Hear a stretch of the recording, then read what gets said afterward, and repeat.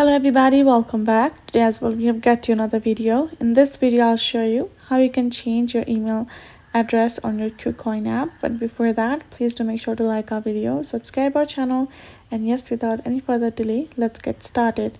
So for that, simply go ahead, open up your KuCoin app on your phone, wait till this particular ad will be skipped, go to this profile icon on top, tap on login, scan your face ID, get logged in.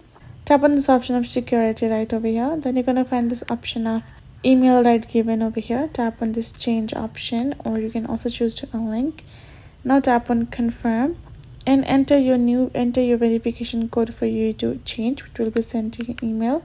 Enter the code, tap on send, and tap on next for you to add another email, or simply just leave it be it. You can tap on didn't receive the email for you to receive the mail again with the verification code. Once you're done adding that and tapping on next, you will be able to change it accordingly and you're good to go.